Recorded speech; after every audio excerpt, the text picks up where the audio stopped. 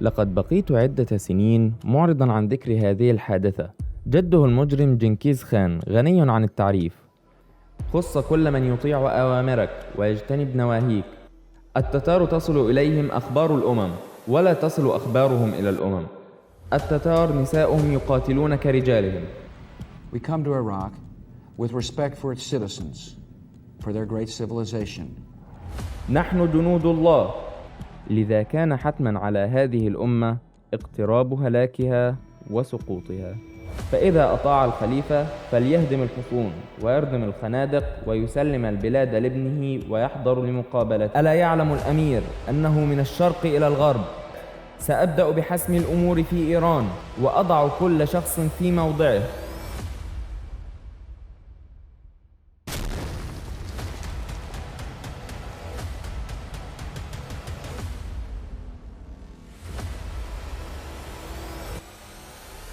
وأصبحنا لنا دار كجنات وفردوس وأمسينا بلا دار كأن لم نغن بالأمس.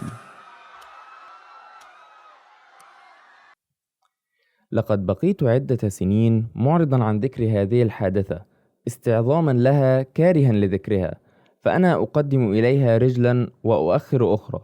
فمن الذي يسهل عليه أن يكتب نعي الإسلام والمسلمين، ومن الذي يهون عليه ذكر ذلك؟ فيا ليت أمي لم تلدني، ويا ليتني مت قبل هذا وكنت نسيا منسيا.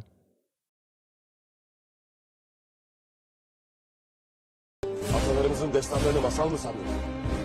Onlar beni unutmak için değil, adamı yandırmak için.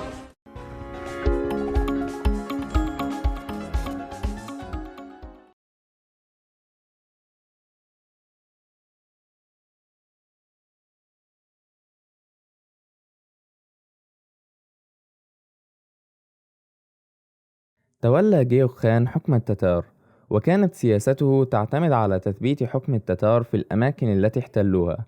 توفي جيوك وتولت من بعده أرملته أوغل كيمش، ولكن فترة حكمها كانت قصيرة، فلم يقبل التتار بامرأة تحكم، ليتم اختيار منكو خان زعيما جديدا للمغول سنة 649 هجريا. كانت سياسة منكو خان مشابهة لسياسة جده جنكيز خان التوسعية، واستعان بإخوته لإدارة الإمبراطورية الشاسعة، فأبقى في العاصمة أخاه أريك بوغا، وأوكل إدارة أوروبا لابن عمه باتو ابن جوجي، والصين لأخيه جوبلاي، وأوكل إدارة العالم الإسلامي لأخيه هولاكو خان. هولاكو هو هولاكو ابن تولوي ابن جنكيز خان. جده المجرم جنكيز خان غني عن التعريف. والده تولوي هو المجرم ابن جنكيز خان الذي قاد حصار مرو ونيسابور وقام بالمجازر فيها. فالجد مجرم والأب مجرم وهو مجرم. وزوجة هولاكو هي طقس خاتون، امرأة قوية في البلاط المغولي، نصرانية شديدة التعصب لديانتها، شديدة الكره للإسلام. فكانت طقس أحد أكبر عوامل غزو هولاكو للعالم الإسلامي. عند استعداد هولاكو لمهمته قال له منكو خان: خص كل من يطيع أوامرك ويجتنب نواهيك في الرقعة الممتدة من جيحون حتى أقاصي بلاد مصر. أما من يعصيك فأغرقه في الذلة والمهانة مع نسائه وأبنائه وأقاربه. وابدأ بطائفة الحشاشين فخرب القلاع والحصون، فإذا فرغت فتوجه إلى العراق. وإذا بادر خليفة بغداد بتقديم فروض الطاعة فلا تتعرض له. أما إذا تكبر وعصى فألحقه بالآخرين من الهالكين. بدأ هولاكو بالاستعداد لغزو العالم الإسلامي، واستغرق إعداده 5 سنوات كاملة من سنة 649 هجريا إلى سنة 654 هجريا. وكانت تجهيزاته على 4 محاور. المحور الأول: البنية التحتية والإمداد والتموين. بدأ هولاكو بإصلاح الطرق وتهيئتها لاستيعاب عدد الجيوش الضخم من منغوليا إلى العراق، مع الأخذ بالاعتبار بصعوبة التضاريس وكثرة الأنهار.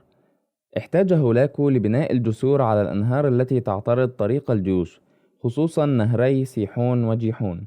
كما سيطر هولاكو على جميع المزارع المتواجدة على جوانب الطريق، وإخلاء جميع هذه الأراضي من المواشي. وسبب ذلك توفير المؤونة للأعداد الهائلة جدا من خيول جيش هولاكو، فنقص الأعشاب معناه هلاك الكثير من خيول جيش المغول. المحور الثاني: الاستعداد السياسي والدبلوماسي. بالرغم من غزو المغول لنصف أوروبا وقيامهم بالكثير من المجازر فيها، إلا أن أمل الدول الصليبية كان بالتحالف مع المغول وتوجيه قوتهم لغزو العالم الإسلامي. وقد حاولت دول أوروبا في عهد أوجداي خان وجيوك خان إرسال سفارات للتعاون مع المغول، ولكن فشلت هذه المحاولات. وفي عهد منكو خان تجددت السفارات الصليبية، ولأهمية هذا المحور أدار منكو خان هذا المحور بنفسه ولم يتركه لأخيه هولاكو. كانت أول سفارة من ملك فرنسا لويس التاسع الذي خرج لتوه من هزيمة على يد المماليك في معركة المنصورة، لذلك كان حقده على المسلمين شديدا. استقبل منكو خان السفارة الفرنسية وبدأت المفاوضات، ولكن افتقار المغول لجانب السياسة أفشل المفاوضات، فقد كان شرط منكو خان هو اعتراف ملك فرنسا بأنه تابع للخان الأعظم، وقالها في مفاوضاته: إنه لا يقبل أن يكون في العالم سيد سواه، وأنه لا يعرف كلمة صديق وإنما يعرف كلمة تابع. وبالرغم من رفض دول أوروبا للتبعية، إلا أن هناك دول أخرى أصغر تريد النجاة من أيدي التتار. وافق ملك أرمينيا هيثم على الاعتراف بتبعيته للتتار، وتوجه بنفسه لقراقرم وقابل منكو خان، وعرف نفسه بأنه من رعايا الخان العظيم، وعرض ولاءه وتبعيته، فدولته صغيرة جدا ولا تستطيع مواجهة التتار، وفي الوقت ذاته يريد هيثم قتال المسلمين. كان رد منكو خان على هيثم بأن وافق على تبعيته، ووعده باستعادة المدن التي أخذها السلاجقة منه وإعفاء الكنائس الأرمنية من الضرائب. شجع التحالف مع أرمينيا باقي الإمارات الصليبية على التحالف مع التتار، وبالفعل كانت خطوة منكو خان التالية التحالف مع الإمارات الصليبية لإشغال المسلمين في الشام ومصر عن قتال التتار أثناء غزو العراق، وفي المقابل يمنح منكو خان القدس للإمارات الصليبية.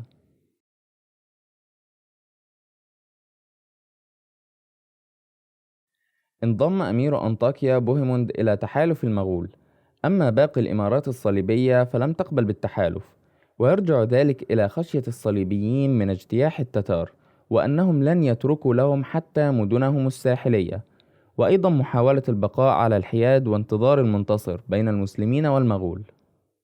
وكما حال أرمينيا، انضمت مملكة الكرج.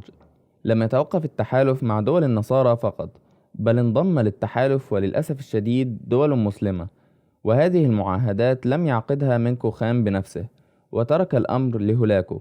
وتسارع حكام المسلمين بإعلان ولائهم لهولاكو، وكان أولهم أمير الموصل بدر الدين لؤلؤ، ومن بعده الناصر يوسف الأيوبي أمير حلب ودمشق، كما بايع لهولاكو أمير حمص الأشرف الأيوبي. وانضم للتحالف أيضا دولة سلاجقة الروم، والوضع في دولة سلاجقة الروم يحتاج لبعض الشرح.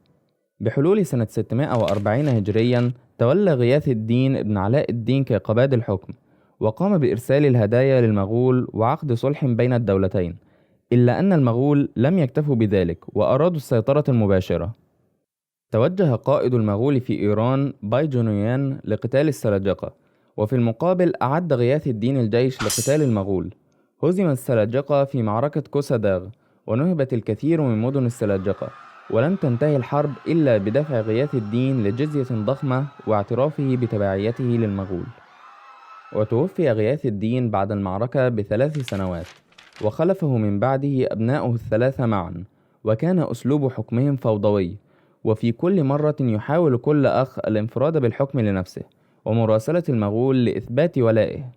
ومع وصول هولاكو أعلن الأخوان كيكاوس وقلج أرسلان الرابع ولاءهما لهولاكو، وبذلك اكتمل تحالف الخونة وحوصرت بغداد من جميع الجهات.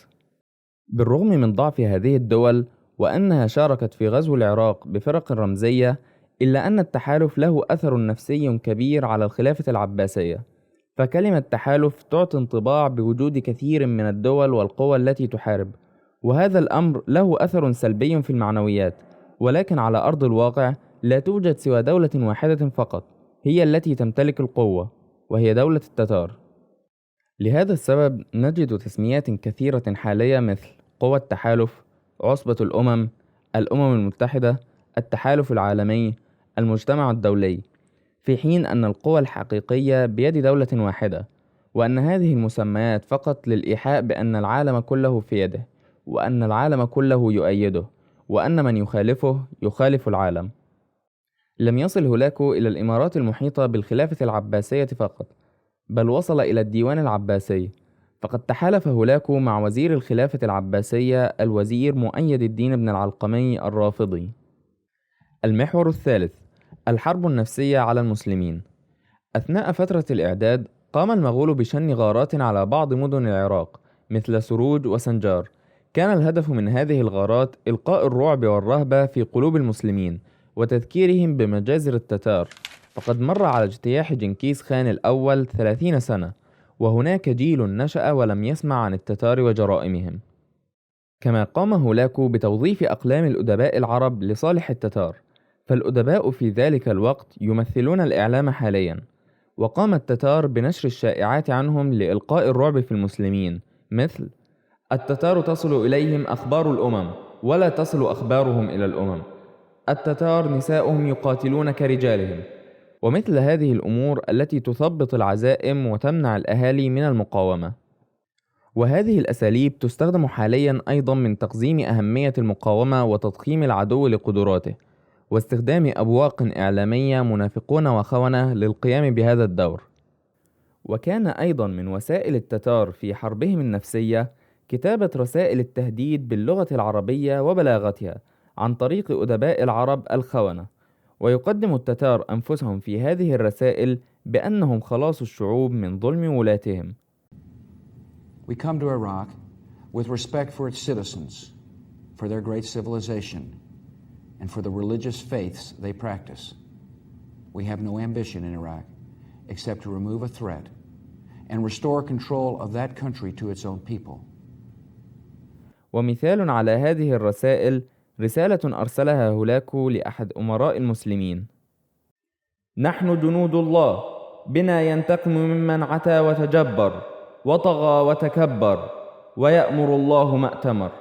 نحن قد أهلكنا البلاد وأبدنا العباد وقتلنا النساء والأولاد، فيا أيها الباقون أنتم بمن مضى لاحقون، ويا أيها الغافلون أنتم إليهم تساقون. مقصدنا الانتقام وملكنا لا يرام ونزيلنا لا يضام، وعدلنا في ملكنا قد اشتهر، ومن سيوفنا أين المفر؟ دمرنا البلاد وأيتمنا الأولاد وأهلكنا العباد وأذقناهم العذاب، وجعلنا عظيمهم صغيرا وأميرهم أسيرا. تحسبون أنكم منا ناجون أو متخلصون، وعن قليل تعلمون على ما تقدمون، وقد أعذر من أنذر. المحور الرابع: إضعاف جيوش الخلافة العباسية. وهذا المحور اختص به الوزير الفاسد المؤيد بن العلقمي، فقد كان عدد الجند في أواخر عهد المستنصر سنة 640 هجريا 100,000 جندي. قام الوزير المؤيد بتخفيض عدد الجيش حتى وصل إلى 10,000 جندي سنة 654 هجريا. وبعد اكتمال محاور الإعداد الأربعة أصبح الطريق مفتوحا على مصراعيه إلى بغداد، ولكن تبقت عقبة صغيرة: طائفة الحشاشين.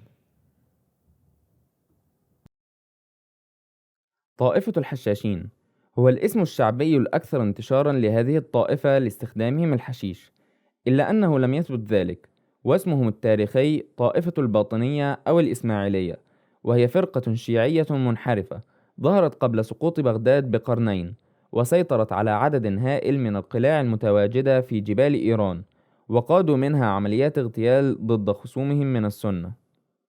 وجد هولاكو خطرا في الحركة داخل إيران دون القضاء على الباطنية، فأمر جميع حلفائه من أمراء المسلمين والنصارى بإرسال فرق مساعدة لقتال الباطنية، وأرسل إلى الخليفة العباسي يعلمه بحربه ضد الباطنية ويطلب منه جيشا لقتالهم، ولكن الخليفة لم يجبه. تحركت جيوش هولاكو الضخمة للسيطرة على قلاع الباطنية، وعلى رأسها قلعة آلموت الحصينة، وحاصروها من جميع الجهات. وجد زعيم الباطنية ركن الدين خرشاه باستحالة مواجهة جيوش التتار، فنزل إلى هولاكو وأعلن خضوعه، لكن قائد القلعة رفض التسليم وأصر على المقاومة. استمر الحصار حتى تمكن التتار من اقتحام القلعة وقتلوا كل من كان فيها من الباطنية.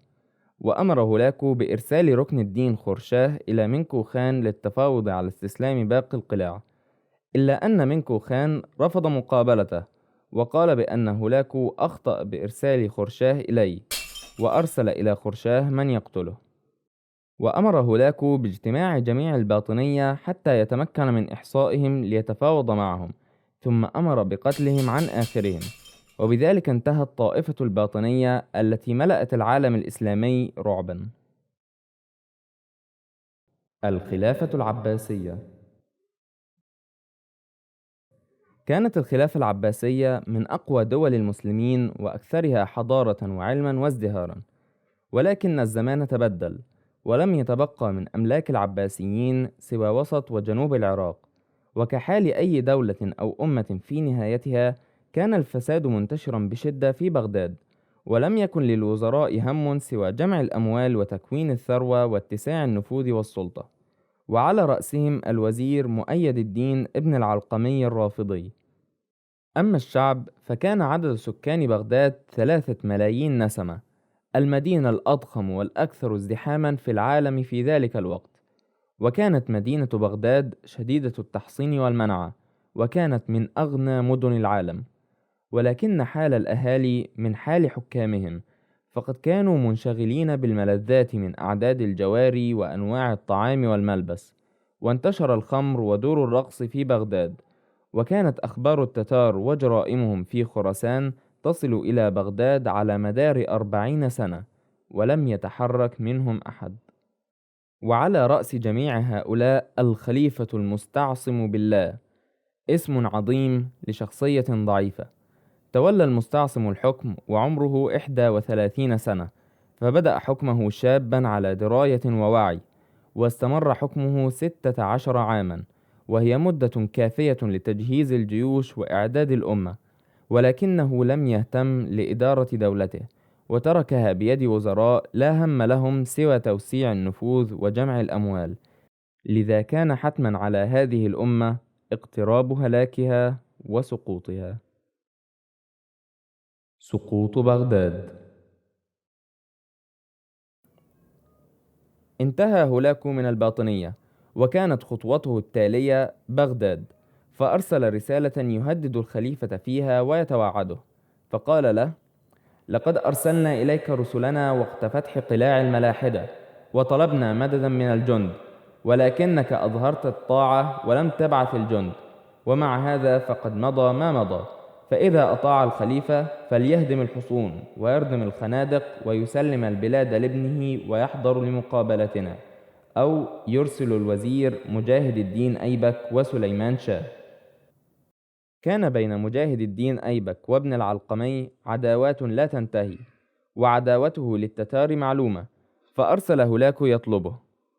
كان رد الخليفة مزيجا من التهديد وتجنب القتال: أيها الشاب الحدث المتمني قصر العمر، ومن ظن نفسه محيطا ومتغلبا على جميع العالم، مغترا بيومين من الإقبال، متوهما أن أمره قضاء مبرم وأمره محكم، ألا يعلم الأمير أنه من الشرق إلى الغرب، ومن الملوك إلى الشحاذين، ومن الشيوخ إلى الشباب، ممن يؤمنون بالله ويعملون بالدين، كلهم عبيد هذا البلاط وجنود لي.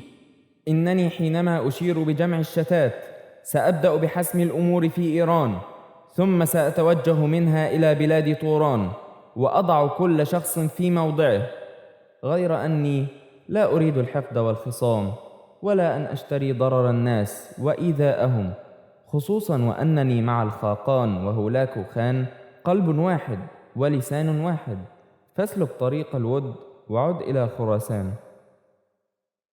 عاد رسل التتار إلى هولاكو بعد أن تعرضوا للإهانة في طريق عودتهم. وصل رد الخليفة إلى هولاكو وثار غضبه، وأرسل إلى الخليفة: عليك أن تكون مستعدا للحرب والقتال، فإني متوجه إلى بغداد بجيش كالنمل والجراد، سأقبض عليك سواء اختبأت في الجنة أو في الأرض، سأحرق مدينتك وأرضك وشخصك. إذا كنت تريد حقا حماية نفسك وعائلتك الموقرة اسمع نصيحتي، وإن أبيت ذلك فسترى مشيئة الله فيك. حاول الوزير ابن العلقمي إقناع الخليفة بإرسال الهدايا النفيسة إلى هولاكو والاعتذار عن الرسالة، لكن الخليفة لم يستجب، وقال: لا تخشى القضاء المقبل ولا تقل خرافة، فإن بيني وبين هولاكو خان وأخيه منكو خان صداقة وألفة لا عداوة وقطيعة، وحيث إنني صديق لهما فلا بد أنهما أيضا يكونان صديقين ومواليين لي، وإن رسالة الرسل غير صحيحة. أما إذا أضمر الأخوان خلافا وغدرا فلا ضير على الأسرة العباسية، إذ أن ملوك الأرض هم بمثابة الجنود لي، فأدعوهم من كل قطر وأسير لدفعهما.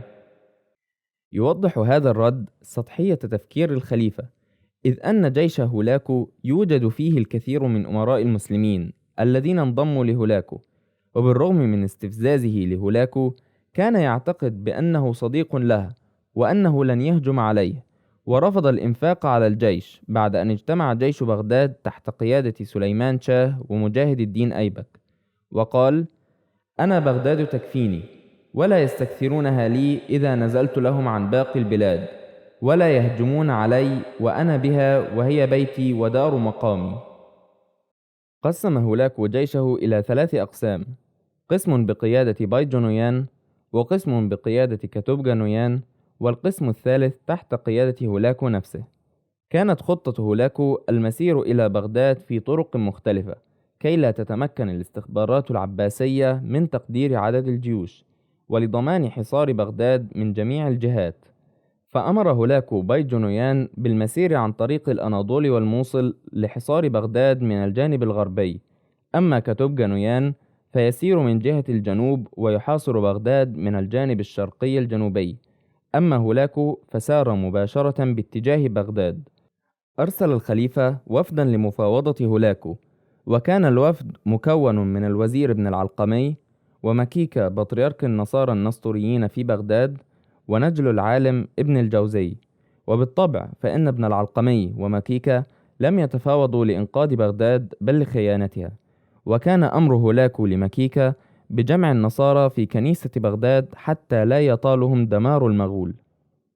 كانت رسالة الخليفة بأنه سيدفع خزينة بغداد مقابل عودة هولاكو، ولكن هولاكو اعتقد بأن الخليفة يعد للمقاومة ويريد كسب الوقت عن طريق التفاوض، فرفض الطلب وقال: لم أقطع كل هذه المسافة لأفوت زيارة الخليفة.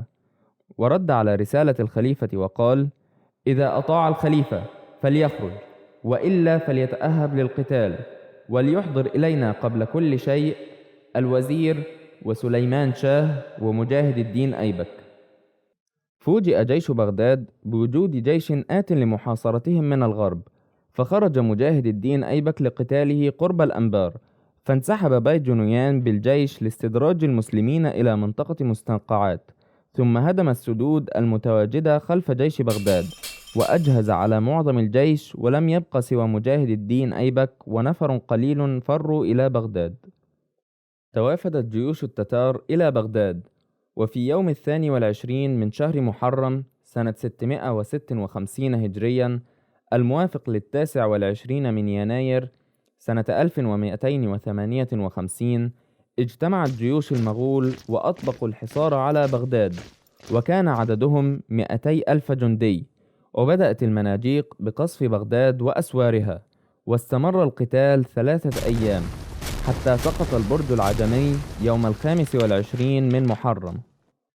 يذكر ابن كثير بأنه أثناء قصف بغداد كانت توجد جارية ترقص بين يدي الخليفة، ثم أصابها سهم من النافذة، فهرع الخليفة إلى السهم، فوجد السهم مكتوبا فيه: إذا أراد الله إنفاذ قدره أذهب من ذوي العقول عقولهم. فأمر الخليفة بزيادة الستائر لحماية القصر. ومن عجيب الأمر أن الخليفة في عاصمته وعاصمة المسلمين تقصف مدينته على يد جيش جرار جاء من أقصى الشرق، والخليفة يستمتع بالجواري. هذه القصة لا أستطيع تصديقها لتفاصيل كثيرة، ولكن أذكر عبارة المغول المتواجدة على السهم فيقل شكي وتساؤلي: إذا أراد الله إنفاذ قدره أذهب من ذوي العقول عقولهم. استمر القصف وسقطت الأسوار الشرقية وسيطر التتار عليها. توافدت رسل الخليفة على هولاكو ومعها الهدايا، ولكن هولاكو رفض كل شيء ولم يرضى سوى بخروج سليمان شاه ومجاهد الدين أيبك مع أتباعهما من المجاهدين المقاومين في بغداد. وانهار الخليفة بعد سقوط الأسوار الشرقية، وخرج سليمان شاه ومجاهد الدين أيبك مع أتباعهما في اليوم الأول من صفر إلى هولاكو. قسم هولاكو المستسلمين إلى مئات وألوف وقتلهم جميعا، وقتل مجاهد الدين أيبك وسليمان شاه، وأرسل رؤوسهم إلى أمير الموصل بدر الدين لؤلؤ وقد كانوا أصدقائه.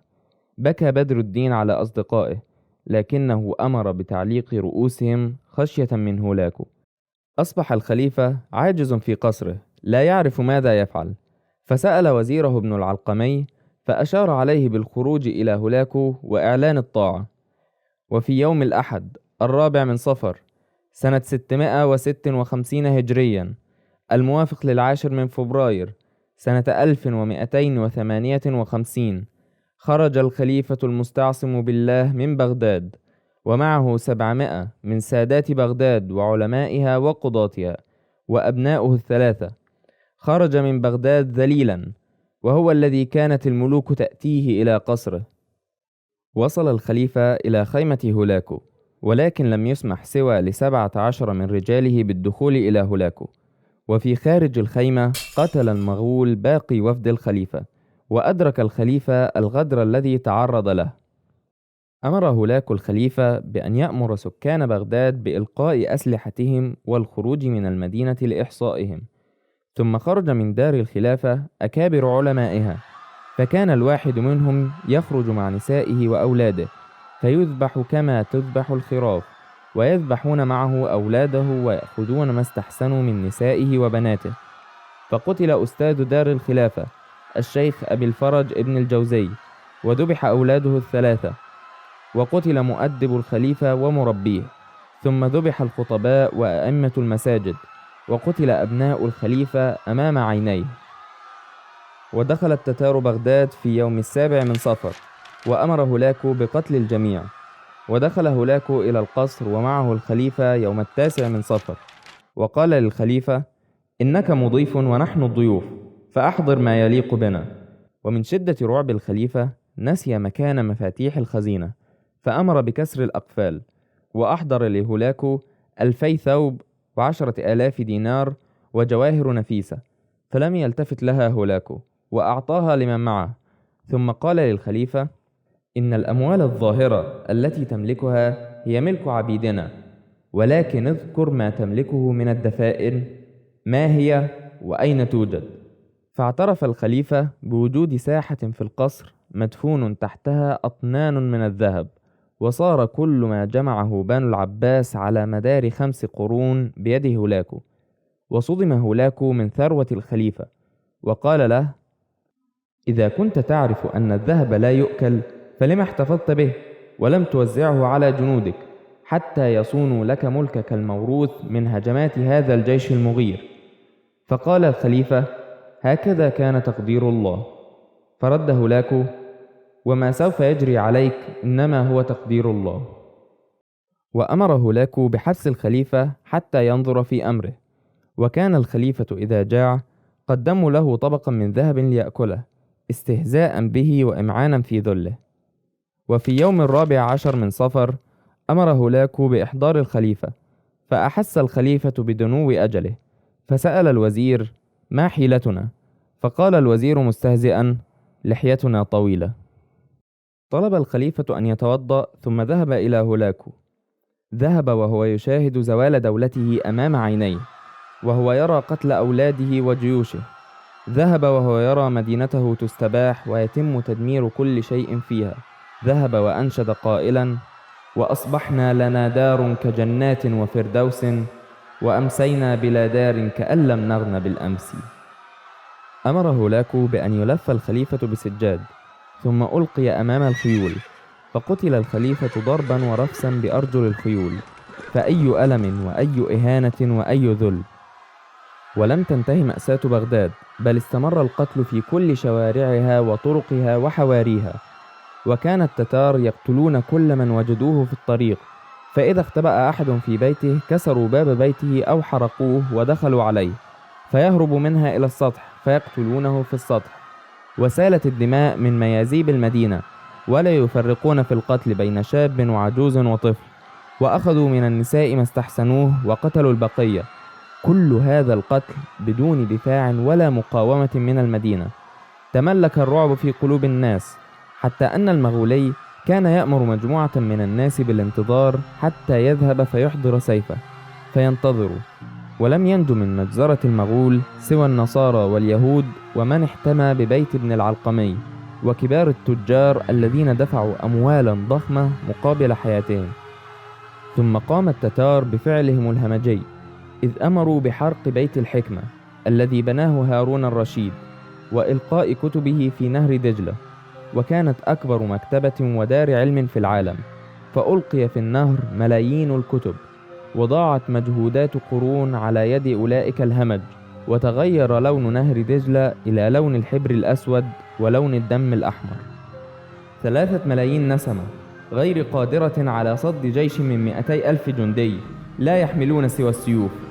خاب وخسر كل من ألقى سلاحه، خاب وخسر كل من ترك المقاومة ورضخ للمحتل، خاب الخونة الذين باعوا دينهم وانضموا للمحتل، خابوا وخسروا. عن عبد الله بن عمر رضي الله عنه أن رسول الله صلى الله عليه وسلم قال: إذا تبايعتم بالعينة وأخذتم أذناب البقر ورضيتم بالزرع وتركتم الجهاد، سلط الله عليكم ذلا لا ينزعه شيء حتى ترجعوا إلى دينكم. استمر القتل 40 يوما كاملا، حتى خشي هولاكو على جنده من الوباء بعد انتشار ما يقارب من 1,000,000 جثة لم تدفن. وفسد جو بغداد من رائحة الجثث المتحللة، فأعطى هولاكو الأمان لأهل بغداد ليدفنوا أقاربهم، فخرجوا من مخابئهم من المقابر وقنوات المجاري والآبار. خرجوا وقد تغيرت ملامحهم، لا يعرف الوالد ولده ولا يعرف الأخ أخاه. وانتشر الوباء ببغداد، فمن نجا من القتل مات بالوباء. من هنا مرت جيوش سعد بن أبي وقاص وخالد بن الوليد. من هنا أنشأ أبو جعفر المنصور المدينة المدورة. من هنا علم أبو حنيفة والشافعي الفقه للناس. من هنا خرج هارون الرشيد لجهاد الروم، من أمير المؤمنين هارون الرشيد إلى نقفور كلب الروم: لقد قرأت كتابك يا ابن الكافرة، والجواب ما ترى لا ما تسمع. من هنا انتصر الإمام أحمد بن حنبل للحق. من هنا خرج المعتصم لفتح عمورية. من هنا نصر طغر البك السنة ودحر العبيديين الروافض. هنا بنى نظام الملك مدارسه لتخرج علماء حاربوا الصليبيين. انتهى كل ذلك، وصارت بغداد خاوية على عروشها كأن لم تغن بالأمس. وضرب الله مثلا قرية كانت آمنة مطمئنة يأتيها رزقها رغدا من كل مكان فكفرت بأنعم الله فأذاقها الله لباس الجوع والخوف بما كانوا يصنعون.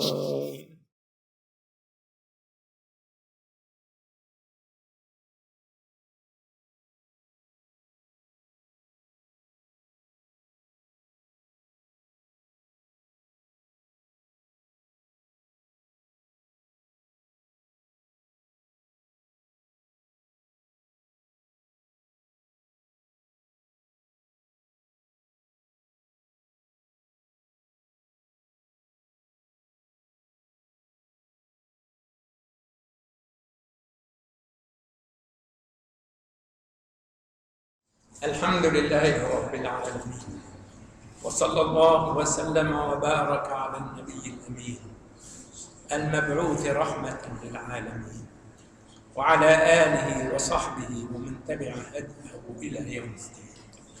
اللهم إنا نسألك الهدى والتقى والعفاف والغنى نسألك رضاك والجنة، ونعوذ بك من سخطك والنار. نسألك الإخلاص في القول والعمل والسر والعلن.